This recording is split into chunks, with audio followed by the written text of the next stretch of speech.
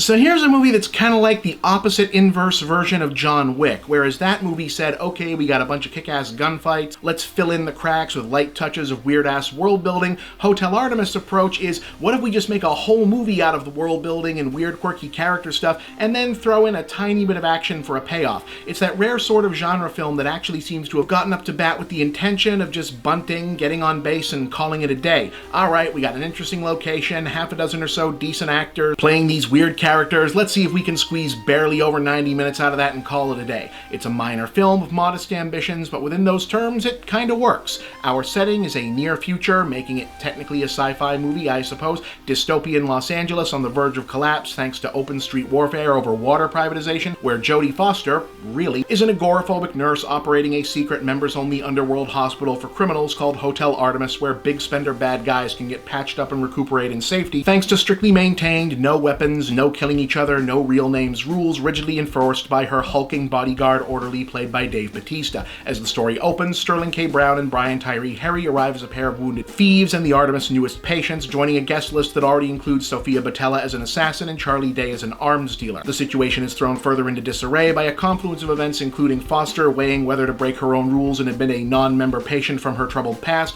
Henry having unwittingly stolen something belonging to the mysterious LA crime boss who funds the Artemis, and who is now unexpectedly en route for emergency surgery of his own, and Boutella more than likely being on hand to carry out a hit on someone. And that's kind of it. That's the whole movie. That's the setup we get. The technology is exactly sci-fi enough to make the plot happen the way it has to. The hospital is a hotel instead because that looks more cool visually. The characters are all exactly as offbeat as they need to be. They chat each other up until we've gotten to know everyone enough for things to be tense enough to make it interesting when it falls apart in Act 3, and then that's it. That's the movie. Things build up, arcs play out, we get one big-ish action scene after 90 minutes of wondering, is there gonna be action? I mean, it's okay because the whole thing is, people doing noirish attitudes and glaring at each other and carrying enough weight for a movie this short, but I mean, like, Dave Bautista's in it and he's actually turned out to be a pretty good actor. Like, he could probably do a regular movie where he plays a cop or a dad or someone and doesn't beat anyone up, but he's in real good shape, and I don't remember about him re-signing with WWE or doing a New Japan tour or whatever, so I'm pretty sure he's in this to beat people up. And they got Sofia Boutella in a slinky outfit she can move around in, so I'm pretty sure they're gonna have her kicking people at some point, so when's that going to start?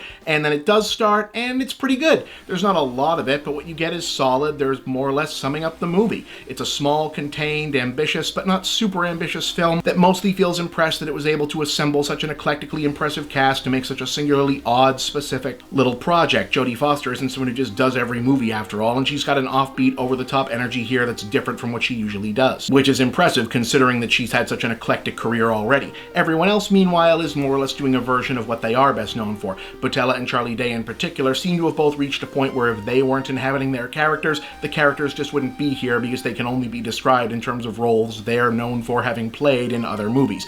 Ditto the big name star who eventually shows up as the big bad guy. Now, I'm sure Hotel Artemis will feel like a whole lot of that's it to many people, and I'm not saying I totally disagree with those who'd see it as an unsatisfying mashup of a not deep enough drama and a not exciting enough action film, but as an unpretentious oddity doing its own thing and not asking for more than 93 minutes, if that, of your time to make its case, I had a fun time with it.